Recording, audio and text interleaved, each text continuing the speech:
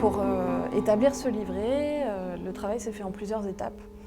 D'abord en commençant par un échange avec le compositeur, pour comprendre d'une part la durée attendue pour ce travail, les moyens dont on dispose. Est-ce qu'on va devoir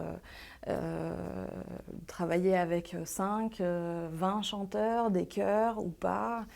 Et puis aussi comprendre le rapport du compositeur à l'œuvre et à la langue de Claudel.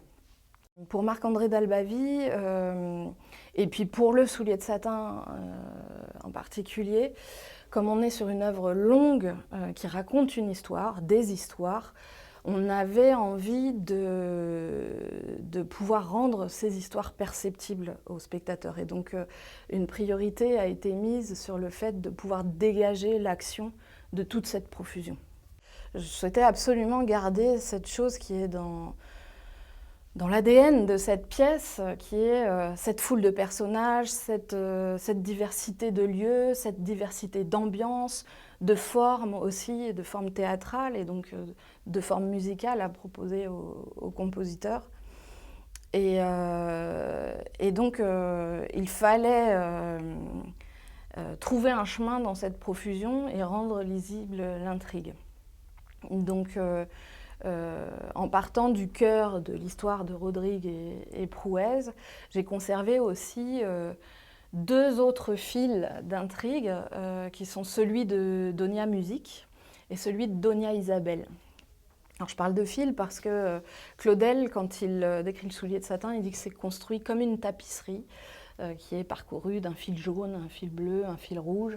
Et effectivement, la pièce est réellement construite comme ça, c'est-à-dire que quand on cherche à l'adapter et à faire des coupes, on se rend compte que chaque intrigue et chaque nouvel événement de l'intrigue est préparé à plusieurs endroits de la pièce.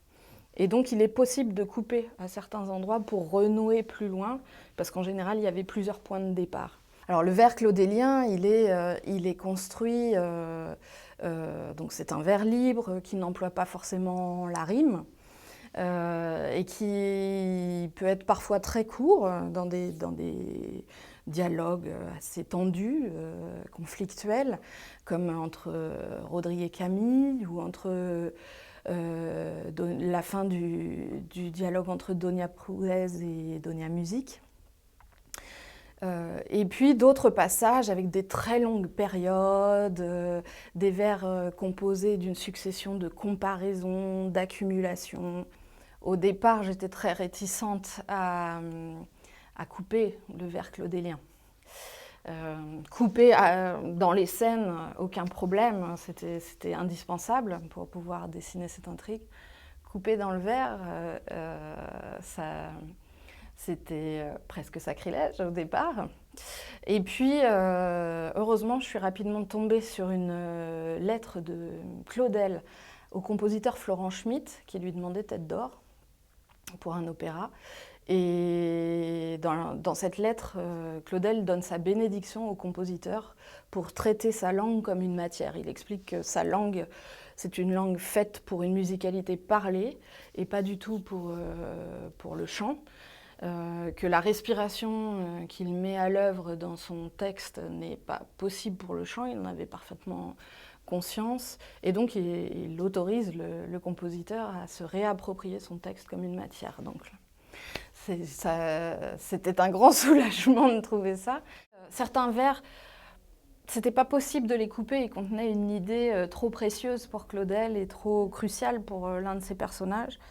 Et donc, je souhaitais absolument qu'on arrive à garder cette idée. Parfois, rester fidèle à Claudel, c'est pas forcément respecter à la lettre le texte initial, mais c'est pouvoir conserver quelque chose de l'esprit et de la progression du personnage.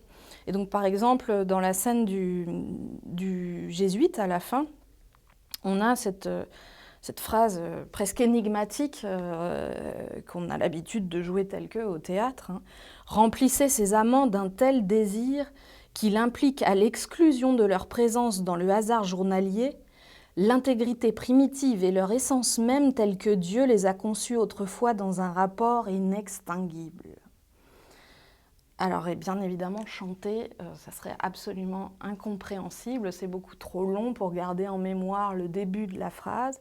Et puis, on a là un exemple de phrase claudélienne qui fait des tours et des détours, et puis qui a ces adjectifs de 4 ou 5 syllabes que Claudel affectionne. Je voulais conserver cet inextinguible très claudélien. Et donc, ce vers, je l'ai reformulé et simplifié, mais en essayant de garder quelque chose de cet esprit claudélien.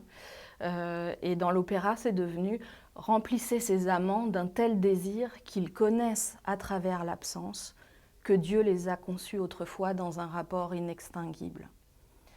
Ce qui permet de clarifier un peu le sens de cette phrase, et puis en convoquant le lexique claudélien, puisque connaître chez Claudel, c'est un verbe très important. Il a écrit des poèmes, connaissance de l'Est.